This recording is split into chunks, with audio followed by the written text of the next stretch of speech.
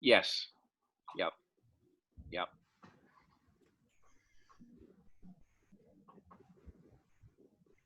All right, well, I think we've got a pretty good group so far, so I can at least start with the introductions and people can join as they wander in. All right, welcome all. Thank you so much for the very first History Center virtual evening event. We're excited to kick off with this. This is a great way to start. David Sweet is going to be getting interviewed. He is the author of 3 Seconds in Munich, the controversial 1972 Olympic basketball final. He is also the author of Lamar Hunt, the Gentle Giant, Revolutionized Professional Sports. He launched columns for the Wall Street Journal and NBCSports.com and has written articles for Classic Chicago Magazine, Chicago Sun-Times, the Los Angeles Times, and other publications. He also helped create North Shore Weekend and ran a number of the Pioneer Press newspapers, including our very beloved Lake Forester. All right, and Don Pierson will be doing the questions, and he is a sports writer for the Tribune. He actually watched the 1972 Olympic basketball final game on TV and is grateful that 48 years later, David Sweet is going to explain what happened. All right, so with that, I turn it over to you both, and I will mute myself, and we will chat until we get about 35 minutes in, and then we'll open it up for questions by everybody, all right? Thanks, Carol. Thank you. Oh, all right, I'm Don. I'm the interviewer. David is right below me here. You want to wave? Okay. Thank you for Zooming with us tonight, and thank you, Carol, and for the Lake Forest and Lake Bluff History Center for this program. I think we can all agree that this has been an extraordinary, really bizarre 3 months for all of us, and tonight we're going to discuss an extraordinarily bizarre 3 seconds that happened 48 years ago. The ending, or should I say the endings, plural, of the 1972 Olympic basketball final game loss in quotation marks, by the United States to the Soviet Union. Now, unfortunately, we all know that the 1972 Olympics is remembered, and rightly so, for real tragedy, not the kind we often associate with sports. But this was the Olympics when 11 Israeli athletes and coaches were taken hostage and murdered by Palestinian terrorists. And of course, there remains a difference of opinion about whether the game should have continued at all, but they did. And 5 days later, the basketball game took place. Now, David Sweet's book that Carol referenced, 3 Seconds in Munich, is subtitled The Controversial 1972 Olympic Basketball Final, but I'm thinking there must be a stronger word than controversial. As she said, I remember watching the game on television at the time. I was covering the Bears for the Tribune, and it was the day after the preseason ended in early September. You know, we throw around terms like unbelievable or incredible, and so often in sports that the words lose their impact. But I remember thinking at the time, what in the world just happened? So this is what we're going to try to do tonight. This is a story about a whole lot more than 3 seconds. So I want to give you an outline of what we're going to try to cover. First, I want David to give the basics of what happened in those 3 seconds. And then we'll talk about the backdrop leading up to the Olympics and the game. And then we'll delve more deeply into those 3 seconds.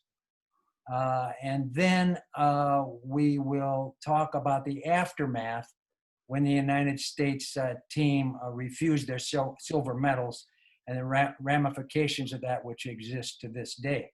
And finally, we have a surprise guest we'll introduce later. If we introduced him now, you might not want to listen to David and me, so we'll wait. Okay, no more suspense. David, give us the short version of those infamous last 3 seconds. Well, Don, the short version is the U.S. was down the entire gold medal game. And then with about 10 seconds left, down by a point, Doug Collins stole a Soviet pass, went all the way down the court, and was fouled as he tried to lay the ball in. He slammed onto the court, but was well enough to shoot 2 free throws. And he hit probably the 2 most pressure-filled free throws in history to give the U.S. a 1-point lead with 3 seconds left. After that, the Soviets inbounded the ball immediately. There was chaos at the scores table. And what had happened was the Soviet assistant coach tried to call timeout, but he was too late in trying to do it. There was 1 second left at this point, but the head of international basketball came down from the stands and said, no, there are 3 seconds left. So they started an inbound play again back near the Soviet basket. The Soviets inbounded it, took a shot, missed. 3 seconds had elapsed, and the U.S. had won the gold medal. It's 8th in a row. But the administrator of international basketball came down from the stands again and said, no, there are 3 seconds left. The clock had not been set correctly, so that play didn't count, just like the first one didn't count. And then the Soviets inbounded the ball a 3rd time. A player named Alexander Belov grabbed a long pass. 2 U.S. defenders fell away from him. He had the easiest shot in the history of the Olympics. Probably he was next to the basket. No one was guarding him. He put the ball in, and the Soviets won 51-50. And no more time was put on the clock after that. Okay, does everybody have that? Yes. You can see why that's an unbelievable turn of events. Now, David, you were, I believe, 9 years old, maybe, and admitted you didn't watch that game. But Right. this is not the only famous Olympic event that you're familiar with. Tell us about 1980, and then what about this 1972 basketball game compelled you to write about it? Well, I was fortunate enough in 1980 to watch the U.S. hockey team beat the Soviets 4-3 in what was actually the semifinal game. Most people think it was the gold medal game, but the U.S. 2 days later beat Finland for the gold medal. That game against the Soviets was totally miraculous, known as the Miracle on Ice. The Soviets had dominated hockey up to that point. They were basically a professional team. The U.S. was a bunch of college kids. So I was fortunate enough to see that game. There were only probably 8,500 fans there, and it was an incredibly memorable moment. But to me, the 1972 Olympic game against the Soviets in basketball is even more fascinating, and I'll tell you why. There's so many aspects to it, and you touched upon the terrorism. That's the first part, where this had never happened before in Olympic history, and this terrorism was watched across the world for people who are trying to turn it into the Olympics. Second, the 3 seconds that I just talked about, and we'll get into much more detail later, those were unprecedented to have, for one example, an administrator coming down and taking charge of a basketball game. It's like Adam Silver of the NBA coming from the stands and putting time back on the clock, saying the Lakers did not beat the Celtics. And then finally, after the game, the United States athletes rejected their medals. The first and only ever athletes in the Olympic to do so. 12 Olympic medals were rejected, and they remain so to this day. David, tell us a little more about the 72, why it was in Munich, why it was important to be in Germany. They were called, and why they were called the Peace and Joy Olympics.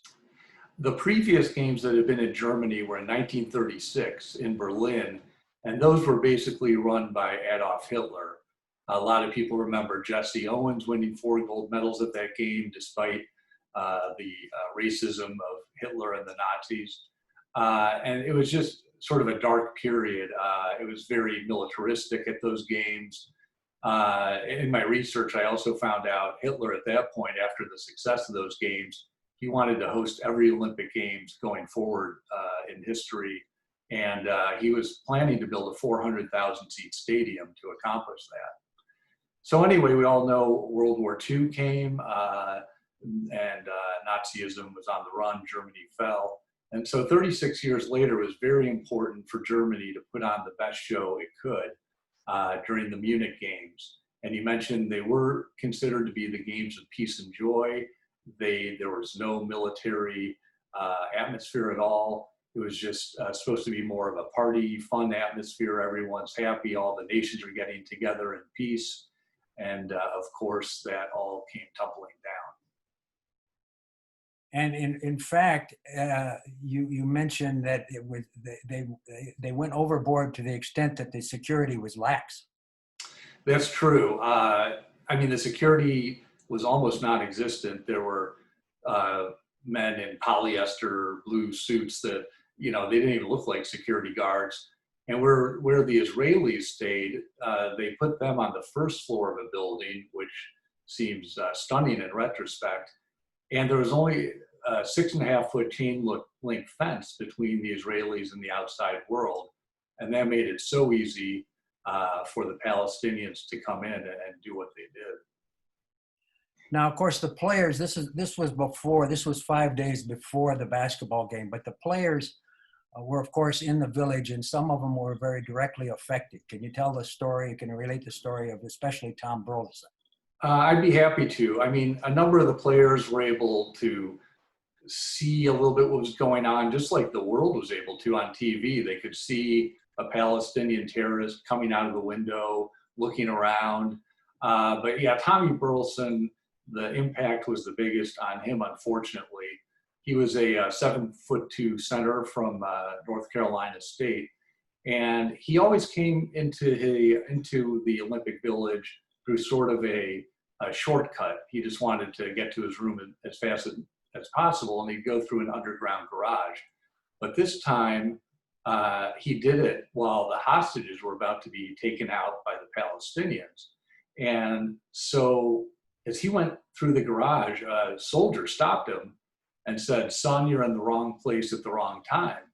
And Tommy Burleson was confused. And the soldier said, "The hostages are about to come through. I want you to stand there and look at the wall." And Tommy Burleson, just by instinct, sort of turned around to look who was coming.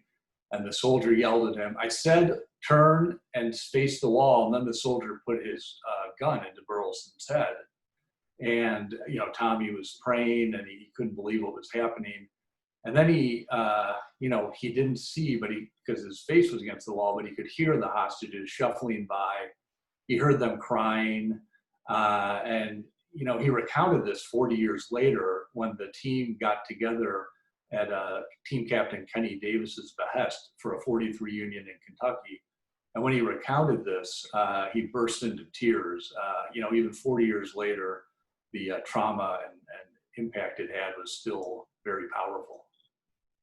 And of course, at the time, I remember there was an awful lot of controversy about whether the game should continue at all.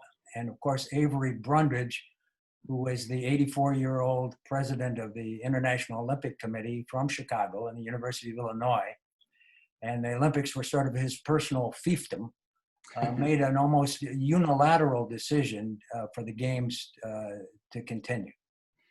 That's correct. And to give you a little sense of who Brundage was, for those who don't know him, he was actually in the 1912 Olympics as an athlete, the one Jim Thorpe was in as well in Stockholm.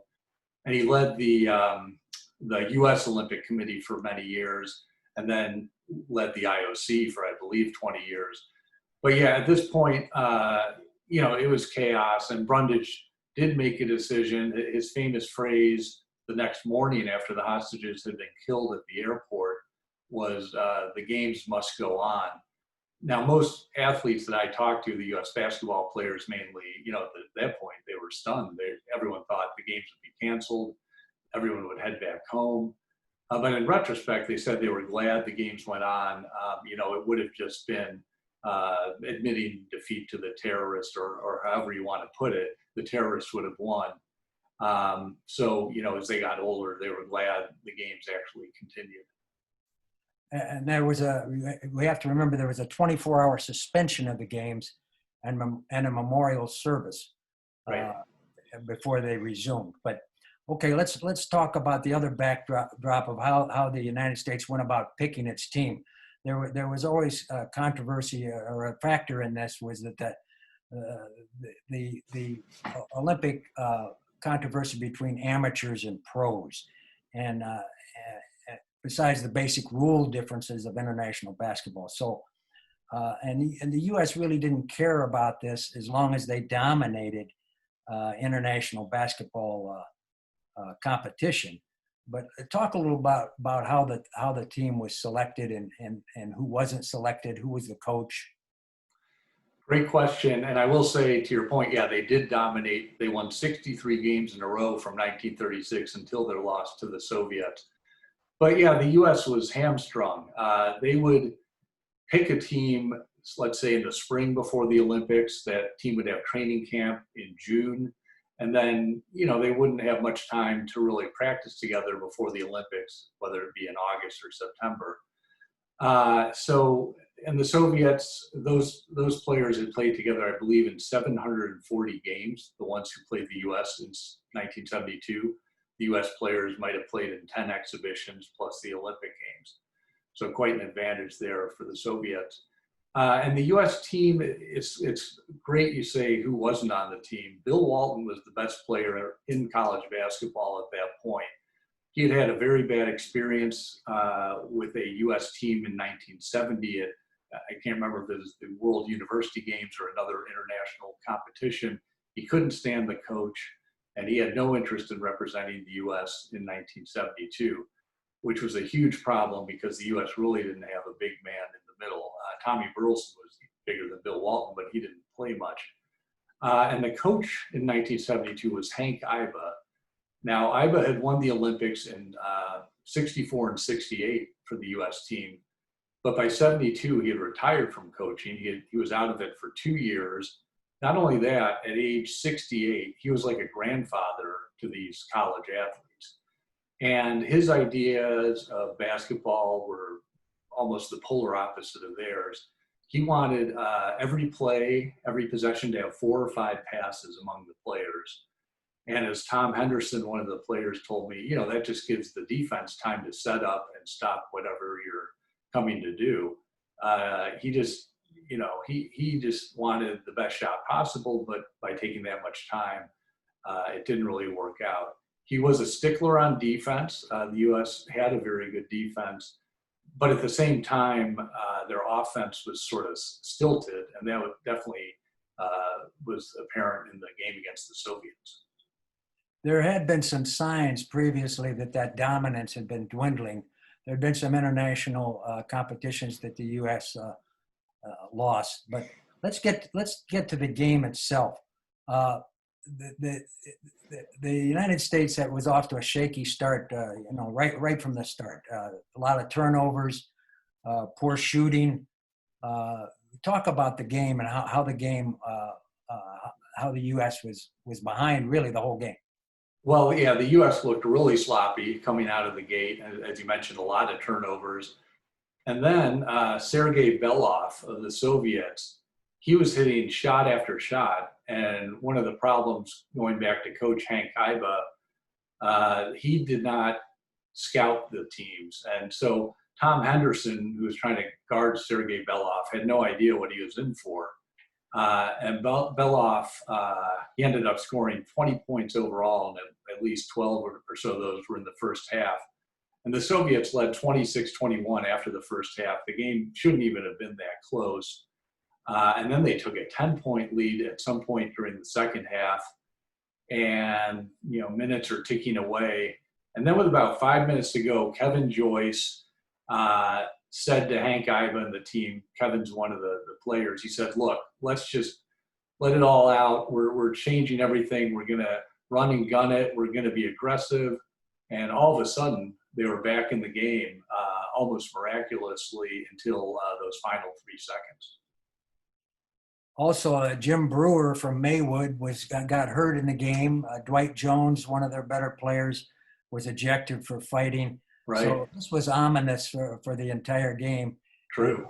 And as you say, that with 40 seconds left, they were behind 49-48, and Doug Collins, also from Illinois, go to the line with 2 shots. So now let's talk more in depth about what happened there. After he made the first shot, I believe a buzzer sounded before he took his, or during he took his second shot. Yes, and somehow he didn't let that affect him. His second shot was a swish, and the buzzer, it was too late to begin with because the timeout that the Soviets contended they called had to happen before Collins was handed the ball for his second free throw.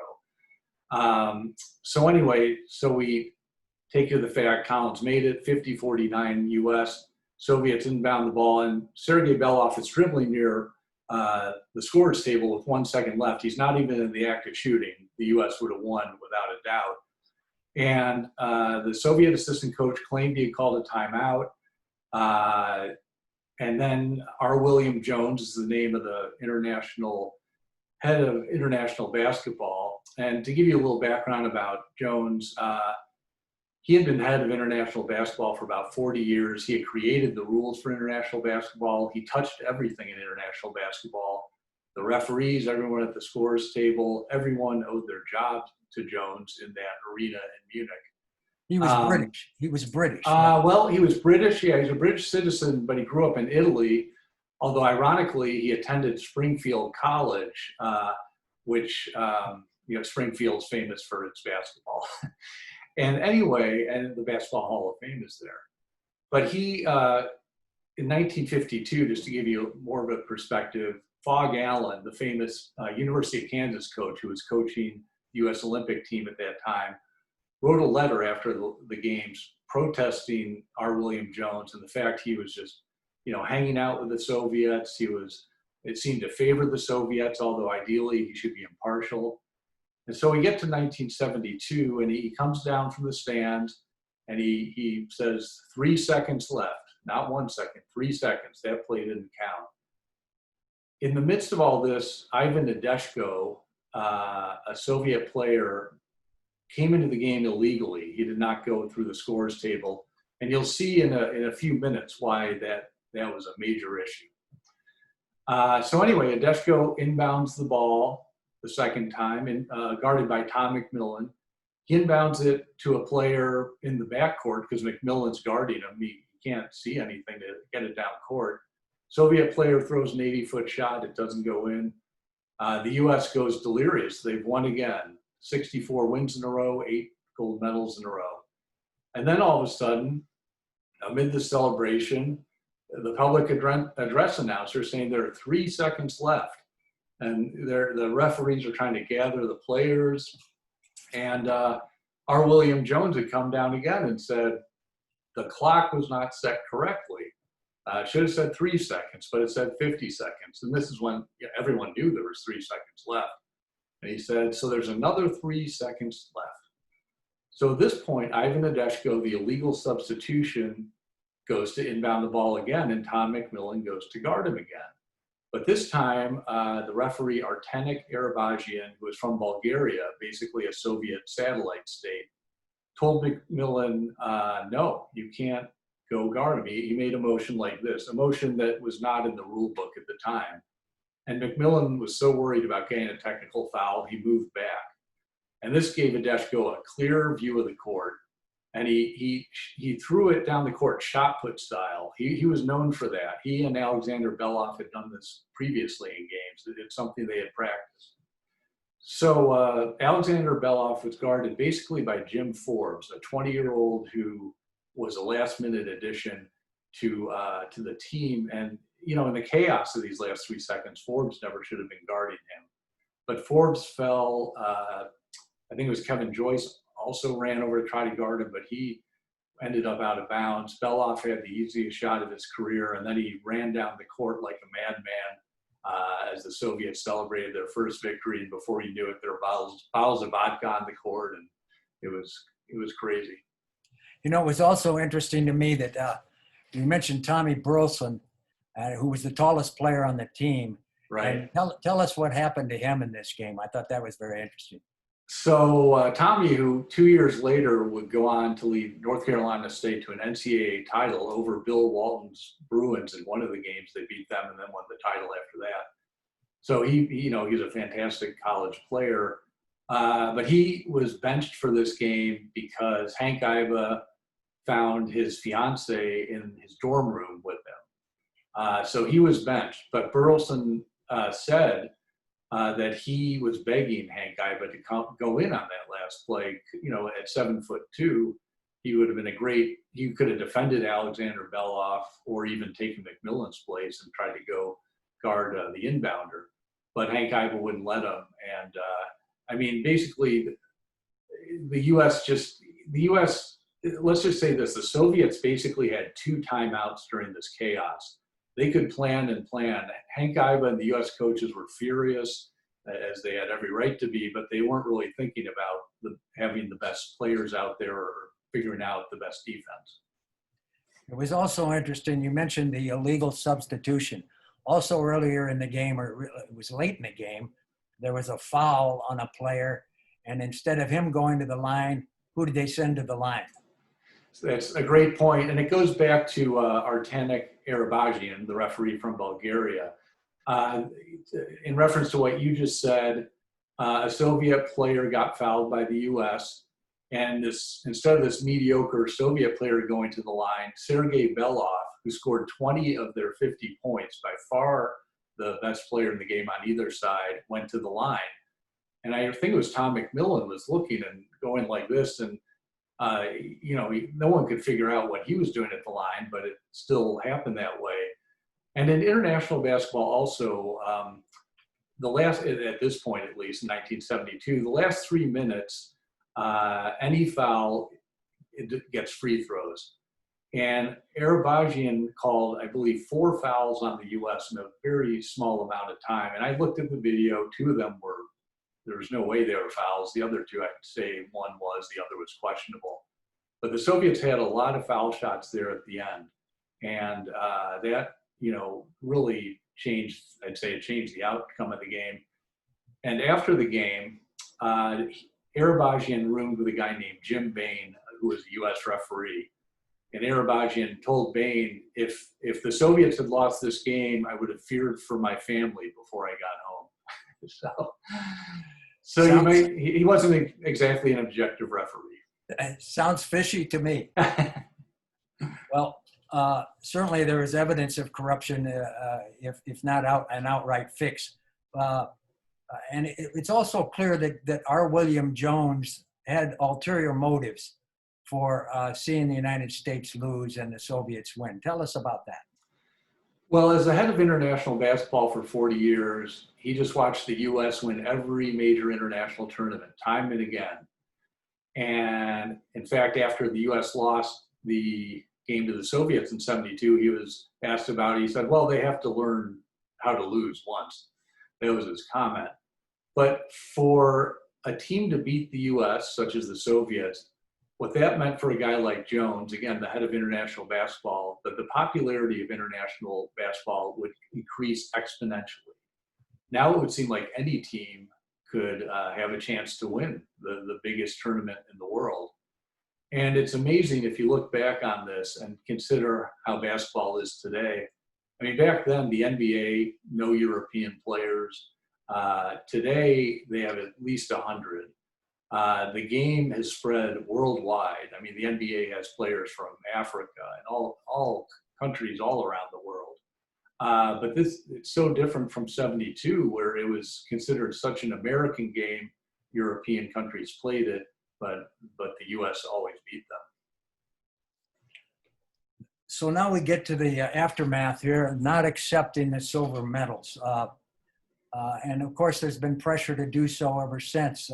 Could you relate some of the thinking that went into to not accepting the medals? Yeah, when I talked with the players, I believe I talked with 8 of the 11 who were still alive. It sounded like it wasn't like they took a vote. It was just sort of, it's like, this, we're not accepting it. It was just a given. I think Tom McMillan, who ended up as a U.S. congressman, was the only one who maybe had a little debate about it, but he was silenced pretty quickly. So the U.S. players did not attend the medal ceremony. The U.S. Olympic Committee officials were not happy with their decision. They thought the U.S. would probably be kicked out of the games because of this, at least the basketball team. And Tom McMillan's coach, Lefty Driesell of Maryland, a very famous coach, was furious with his star player that he didn't accept an Olympic medal. And the years went on, and players, have the most part been united. They've been asked every so often, will you accept the silver medal? And almost to a man, they say no. Two of them at this point have put in their wills that their descendants cannot accept the silver medal. Obviously, they believe they deserve the gold medal. I know Kenny Davis whenever he hears a national anthem, it really chokes him up, the team captain, Kenny Davis, because it just reminds him of the fact he should have been on the medal stand listening to the U.S. national anthem play during the ceremony for the gold medal. I checked with the IOC. It seems like there are only 7 of the original 12 silver medals around. So even if they were handed out, they could only hand out 7. And as an interesting side note, last fall, a Soviet player put his gold medal up for auction. And it was through Heritage Auctions in Dallas. And I know they wanted a minimum bid of $25,000. The bottom line was they did not sell the medal. I asked Kenny Davis if he'd be interested in bidding on it. He said no, and he doubted any of his teammates would, and I'm sure they didn't. But at this point, that's the only way to get the gold medal they deserve. There's been talk of a duplicate gold medal, but it really doesn't make sense because you can't have 2 winners of one game. So that idea has never gotten much traction. Well, David, unless you have something else you'd like to say now, it seems like a good time to introduce our guest. I think you're right. Kenny Davis is on the call, the captain of the team. He was the oldest player on the team. Wave to us, Kenny. He was the oldest player on the team, and I believe he hosted the 2012 reunion in Kentucky, their 40th anniversary. So, Kenny, could you weigh in a little bit about the decision not to take those silver medals and what the conversation was at the 40th reunion? Well, if you look at the rules and regulations that the game was played under, we obviously won the gold medal. So it would be an understatement, I think, to accept the silver just because some bureaucrats said that we should accept it. We had never, ever been together as a full 12 after we left Munich. And it was approaching the 40th anniversary, and we decided to possibly have a reunion. And with the help of Converse, which was my employer at that particular time, they gave us $100,000 to host it at Georgetown College, where I played college basketball. So all 12 of the players came in on a Wednesday and stayed through the following Sunday. We had some seminars and we had some get-togethers that were private, some public, and it was a wonderful time. And looking back on it, almost to a player, they said that it was one of the greatest things that they had enjoyed since the opportunity we had experienced after leaving Munich. I believe there is a rule, not that we're following rules here, but but I believe there is a rule that if a whole team has to either accept or reject the medals. Is that true? If some people want the medals, that's not possible to do under the rules. Is that right, David? That is my understanding, that if one player did not want it, then none of the others could receive it. But I'm not sure if that is an accurate statement or not. If one of our players on that team wanted that silver medal, I would not have any opposition to it. It certainly is not something that I would want. And I think after visiting with the players at that reunion, it would be something that none of them would ever accept as well. I'll put that in perspective to you. It was my understanding that in monetary funds, the Olympic organization in Germany paid $12 for the silver medal and only $16 for the gold. So it really is only a symbol. Sometimes we confuse the symbol that they give you for the achievement with the actual achievement itself. So deep down, we know we won that game according to the rules. So if we never ever get a symbol for that, that'll be okay. What was there at the reunion? Did you sense? I mean, I wonder if you ever feel that there's any sense of closure on this in any way. Are you able to live with this? We're able to live with our decision, I think. I don't think there's ever going to be closure from the fact that we did not get what was legally ours, and that was to stand on that podium and be recognized as the gold medal winners for that 72 games. Obviously, that's something that was taken away from us that can't be restored, or I don't believe ever will be restored, but it's okay. And I'll tell you why I say that is because we saw them take those Israeli athletes out of there in caskets.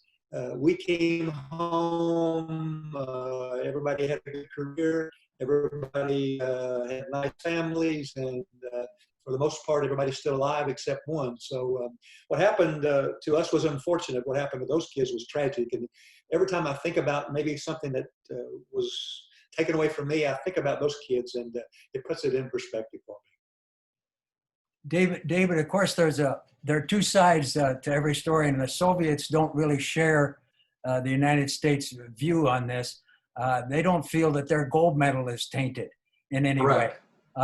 Actually, I have read that some of the Soviet players do think because the United States has not accepted the silver medal, that somehow that reflects on the gold medal as well.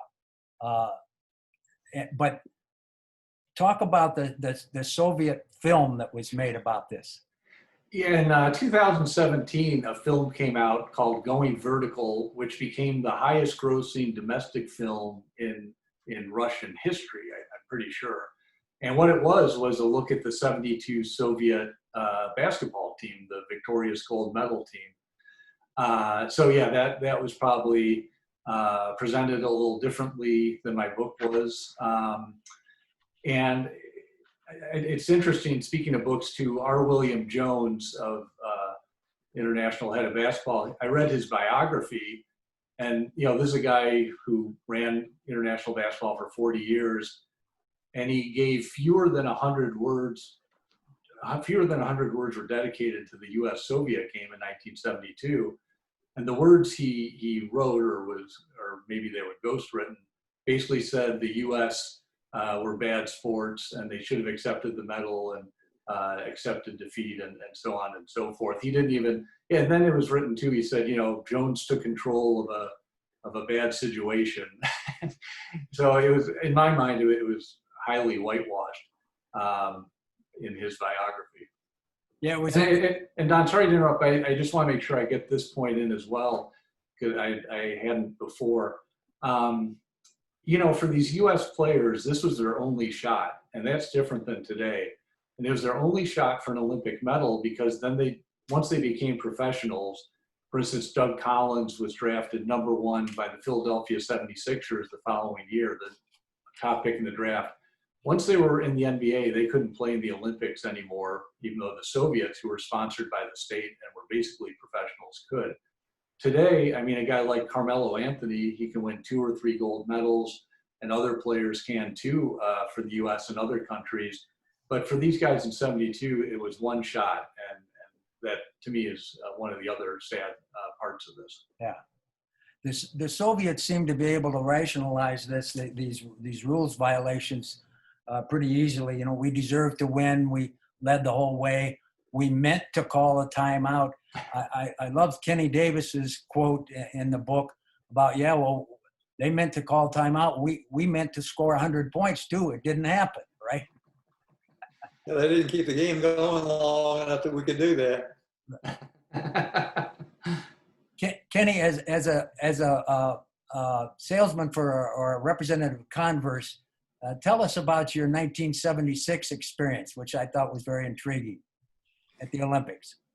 Part of my job was promotions with Converse, and at the 76 games in Montreal, we were trying to get our product on different athletes, which included basketball teams, and obviously one of those was the Russian team. And unfortunately, I couldn't speak Russian, and they could not or did not admit they spoke English, so there wasn't any communication between us. But I think there may have been a few dirty looks from those guys and myself when I started giving out those shoes. And for those of you who are a little younger, Converse was the shoe in the 70s and 80s until a guy named Michael Jordan signed with Nike, and then things changed a little bit.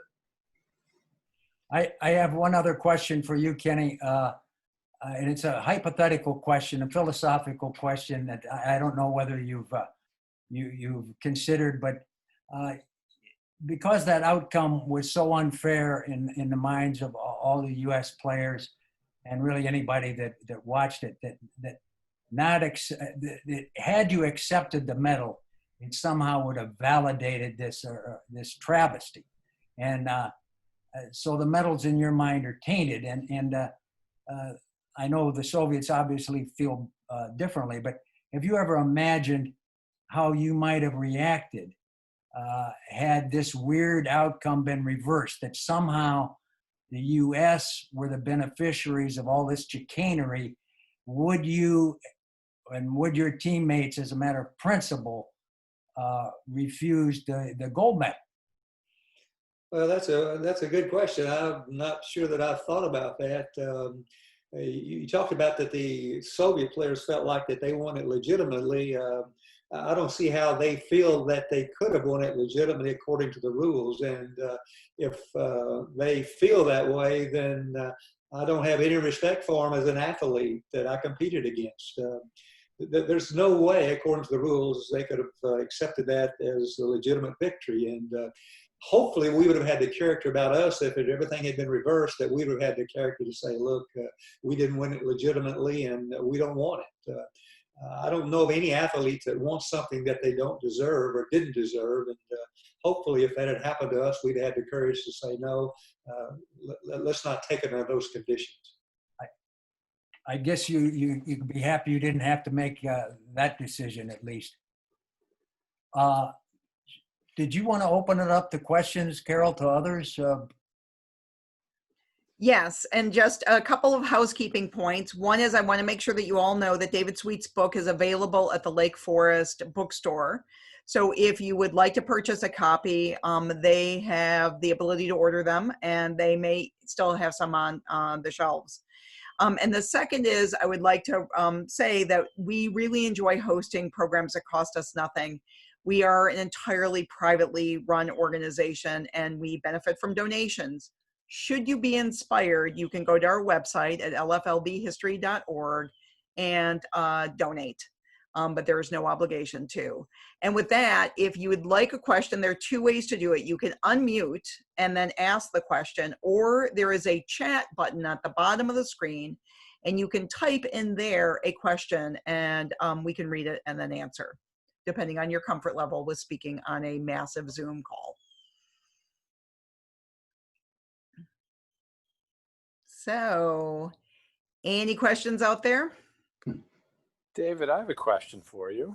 Hi, Russ. How are you? David's an old colleague of mine. Yeah, WSJ.com. Yes.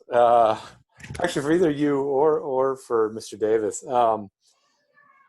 is your sense in exploring this thing that this was a result of sort of rank incompetence that we've seen a lot of in international sport, or more something sinister? I would say, and then I'll let Kenny answer, I'd say something more sinister. I don't think it was really incompetence. I mean, R. William Jones wrote the rules. He knew the referee has control of the game. Someone in his position didn't. So he knew he had no right to come down. It wasn't a matter of incompetence. He knew that. It was something more sinister. And I think with my reference to the referee and his many questionable calls, you know, I'm not saying that the two of them were in cahoots. I have no proof of that. But I do think they both were very happy to see the Soviets win and the U.S. lose. Robert? Yeah, I would agree that I think it's more sinister than it probably is anything else. There's no way that William Jones should have been allowed to do what he did, and obviously he was able to get away with it. There's no way that something like that can take place. You would think it's something as high up as the Olympics, but obviously it did, and they were able to get away with it. David, I have a question. Okay. You mentioned Coach Iba, and despite the sinister backdrop to the refereeing and all the shenanigans, it appears that the best of the American college athletes really weren't there. Like Bill Walton had declined to play, Yeah. and a few other players. Do you suspect that if they had played, maybe if there was another coach? I mean, I think the whole composure of the team, from the coach to the players, even with all the shenanigans and the sinister backdrop, do you think if they had the elite of America's college athletes, they could have overcome it anyway? Yeah, and great to get the question from you, Scott. I didn't recognize you right away with your beard, your quarantine beard, I'm sure. Exactly. But yeah, without Bill Walton there, I mean, when the Soviets played later in the 70s, maybe it's the next year, I think even, and Bill Walton was on the court against the Soviet players, it was a whole different game. And with Hank Iba, I mean, you had a coach in the U.S. at that point, John Wooden, who was probably the greatest coach in college basketball history. He was in the middle of winning 10 championships in 12 years, something that will never be matched. And he wasn't even considered to be the coach of the Olympic team, which is it's just crazy. But I mean, the U.S. had a really good team. I think the one spot they were lacking was, sort of the big man in the middle that would have been a huge help, against the Soviets. One comment about that, David, and the questioner, the second best player in the country at the time, Swin Nader, did make the team. That's a great point. He was the leading performer at the Olympic trials, but when we got to Hawaii and started practicing, about 3 days later, Swin Nader says, "Look, I can't take this. I'm out of here." So he left and was replaced by McMillan. But I think if Swin Nader had stayed with us, the distance in the school would have probably been such that William Jones could not have come out of the stands and made that difference. That's a great point. Swin Nader was Bill Walton's backup. He was 6'11", I believe. And Kenny mentioned Hawaii. The training camp was at Pearl Harbor, and the conditions, from what I've been told by players, were really bad. And Swin Nader lost a ton of weight pretty quickly, and he just left. And then, as you say, Tom McMillan, a great player from the University of Maryland, took his place. So, aside from, the shenanigans going on with the referees, what was behind the selection of Iba in light of that? Well, I think people were just comfortable with him. He had won the last two Olympics for the U.S., but he had retired in 1970. He had been a great coach at Oklahoma State, but mainly, back in the 40s. He was a, very disciplined coach. And I'll actually let Kenny talk more about him because he saw Coach Iba firsthand. Well, Coach Iba felt that the foreign teams had not advanced as far offensively as they had defensively. So he felt like that if we played strong enough defensively, then we would have an advantage with them. Some of my teammates obviously were not happy with the style that he played, but looking back on it, he won the Olympics in 64, he won it in 68, 72. So you could criticize Coach Iba, although looking back on it from a personal standpoint, I probably had as much a reason to criticize him as anybody from a playing standpoint. But he won 3 straight Olympics. I'm not sure how that, in hindsight, that people can say anything bad about Coach Iba from that standpoint. Obviously, John Wooden would have been the obvious choice. Obviously, Dean Smith would have been a good choice, although he later coached in 76. I'm not sure how they picked Coach Iba. I'm sure there's a lot of politics involved in that. Obviously, we didn't have anything to do with it. We just showed up and played for the guy that somebody said play for. And again, he won 3 straight Olympics, so that's not bad. So we have a couple of written questions I want to make sure we get in from Toby Wong. 2. One is that there were some questionable issues about the ref, and there was some potentially rumors about the fact that he might have been on the pay. around the game. And then the second is, now there is a method by which you can challenge rulings by referees. One assumes, David, that the statute of limitations has run out on that. Yeah. By a long shot. In terms of, the U.S. maybe, they did, I'll just say this, they made a protest in 1973. In fact, I'll go back a little further, if that's okay. Right after the game, the U.S. protested the result. And, they said Jones should not have done what he did. The referee was suspect without a doubt. And so according to the rules at the time, there was supposed to be a 5-member committee that would decide the protest. And that committee had to be, every representative had to be from a country that had a team in the Olympic basketball tournament. So what happened was Jones tapped his best friend, Ferenc Hep of Yugoslavia. Yugoslavia had not been in the basketball tournament. He had Hep run the committee. In Jones' biography, he calls Hep a great drinking buddy. They drank a lot of vodka together. So, that protest, which the U.S. lost 3-2, was just fixed from the start. In '73, the U.S. protested to the International Olympic Committee. At this point, they had other people on the record, scorekeeper, the other referee, other people at the scorers table were like, this is unjust. This should not have happened. They took it to the IOC, and I think they were kicked out within 5 minutes or so. The IOC said, forget it. At this point, there's another body where the U.S. could appeal to, and the name escapes me now, but other Olympic disputes get resolved there. So in terms of, the refs, what the ref did and all that, they could bring a case again, but at this point, I don't know if the statutes of limitations have run out, but it probably wouldn't get anywhere. Court of arbitration. Thank you, Toby. Yeah. And then another question, which is, all right, so 5 medals are missing. Any idea where they are? No. They were missing as of 1992 because NBC during the Olympics obviously did a story somewhat on the 72 basketball game and also what happened to the medals. And, it was just sort of bizarre. They had no explanation for where 5 went. They must be hanging in someone's home or something. But there are 7 that still exist that the IOC has possession of. All right. Did any other teams weigh in on the controversy? Any of the teams that had been 3rd place or lower about what had happened?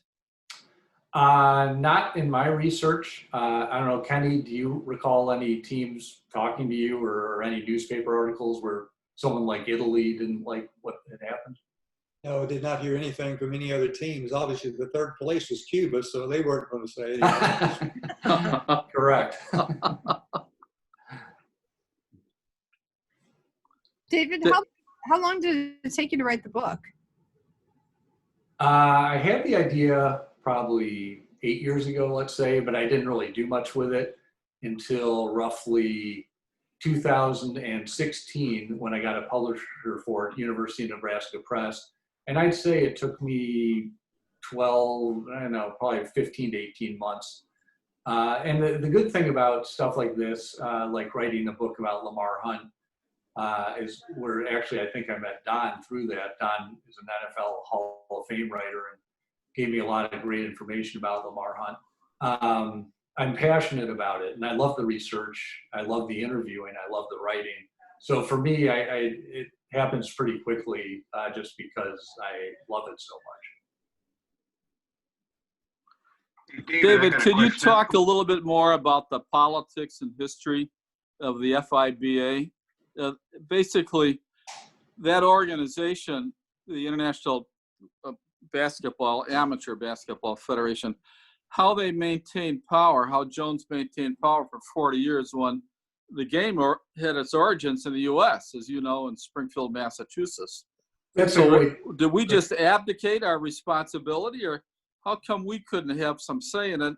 or was there some fraud like the International Soccer Federation? No, that's a good point. And I'll something else I didn't mention that shows Jones. I don't know if corruption's the word on this, but definitely dictatorship. Before the 72 games, he suggested that teams in late June, roughly, should go to Munich and test out the court and test out the scoreboard and all this stuff. And the reason he did that was so teams near Munich, say the Soviet Union, could fly in, other teams in Europe could go and have a couple of weeks of training in Munich. Now, the U.S. team had barely been chosen and barely had a training camp at that point, so he knew the U.S. would not have this advantage. And, you know, the U.S. head of the U.S. Olympic Committee protested strongly. Jones didn't care. He was essentially an autocrat. He started the whole thing. He was in charge. People bowed down to him. And yeah, the U.S. really, you know, we sort of had our own game in the U.S. with our own rules. Jones set up the international rules, which were, you know, different here and there, different enough that it could affect our play.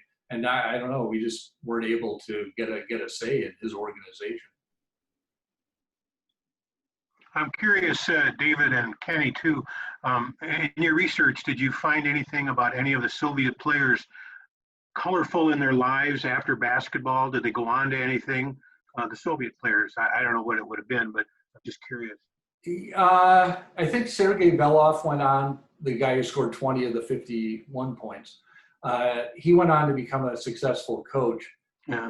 Alexander Belov, they're no relation, even though the same last name. He died quickly. He was maybe 27. Sounds like he had sort of a fast life. And he died very young. I believe he had been drafted by the New Orleans Jazz at that point, but he never played in the NBA.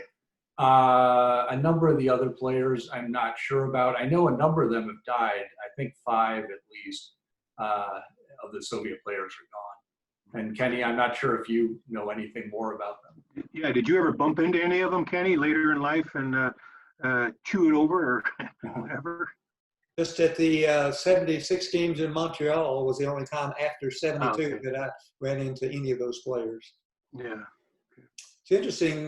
We were under the impression that Alexander Belov, who made that last basket, was interested in coming to the USA and playing pro basketball, but it wasn't something that the Soviet people wanted. So almost seemed like that maybe he may have died mysteriously. Possible, definitely. Probably poison. Is there, okay, David, I got another one then for you. Is there anything at all that comes close to this in Olympic history? I mean, obviously basketball is a big thing in the United States, but surely over the years there has to have been in some other team sport where somebody got robbed or whatever. I'm just curious if you bumped into anything like that too. I did, Mike. In the book, I mentioned a couple of examples. Often they were in individual events where judges were involved. Yeah. You know, and that's quite a bit different, judge's opinion calls versus, you know, or I guess a referee obviously can affect a game, but a judge has a much bigger impact on an Olympic sport. So there are other examples, but in my mind, this finish is the most controversial, not only in Olympic history, but in sports history. I mean, a lot of you are big sports fans, especially I know Russ Levine there. If you guys think of another thing that is more controversial, the ending, I mean, let me know, because this one pretty much takes the cake in my mind. Well, you still had the Cold War going on too, for Pete's sakes, you know. Well, yeah, exactly. That played into the whole thing as well. David, I liked your analogy, your hypothetical about the World Series. Could you relate that? Yeah. Oh, that one. I was thinking of Don Deckinger in the back call in '85. Well, okay, yeah. It's like in the World Series, say it's the bottom of the ninth, 2 outs, and the visiting team, the home team's up, you're the visiting team, you're up by a run, and you strike out the last guy, and you know you're going crazy. But then the umpire says, no, I think the batter called time. No, that pitch didn't count, even if the umpire didn't call time. So you go back and you're like, okay, I'll pitch again. And then you pitch again, it's strike 3 again. But then the umpire said, "Oh, the batter was out of the box. That pitch didn't count." And then, of course, then the next pitch he hits a home run and the home team wins the game. So it's just suspicious on so many levels. Yeah. All right, we have time for just a couple more questions. We've got another one from the audience. Was there a fascinating nugget you uncovered during your research writing this book? And what was your biggest challenge in writing the book? Boy, I mean, I think I've shared any fascinating nuggets at this point. I mean, there are so many, and I just can't think of another one right now off the top of my head, but I loved researching it. There were so many fascinating items to me. The biggest challenge was, I'll tell you, trying to get some players to talk. Again, I got the majority of the US players. I also got the New Jersey Nets owner who, as a boy in the Soviet Union, had watched this game. And, you know, at that point, no one could have believed he'd ever own a National Basketball Association team. So that was interesting. But getting them to talk about a painful, horrendous, life-changing, in many ways, defeat was not easy. Tom Burleson was the toughest guy to get hold of. Kenny was great about it, and some of the others were great, but even some of the ones I got took quite a long time. It's just, and I mentioned in my foreword to the book, it's like Jack Nicklaus, all of you have heard of, famous golfer. He lost the duel in the sun to Tom Watson in 1977. And Frank DeFord, famous sports writer, tried to get Nicklaus to talk about this. He had done a Sportsman of the Year story on Nicklaus and knew him well, but Nicklaus just wouldn't talk about it. And he finally realized, you know, it's just too painful to talk about a defeat like that. So something, I'd say that was the biggest challenge, trying to get everyone to remember those days that were often, that were quite painful. Any other questions? All right. Well, I want to say thank you from all of the attendees and from the History Center. This was really fascinating and heartbreaking. I mean, you know, there is a lot of that history that I think people sort of anecdotally know, but you really breathe life into it in a way that pulls us all back. And for those of us like Alex who are too young to remember it, it exposes her to history that is worth really reflecting on. So thank you all. And thank you, Carol. Look forward to our next lectures. Thanks, Don. Thanks, Kenny. Thank you. Thanks, everyone. Thank you. It's great. Appreciate it.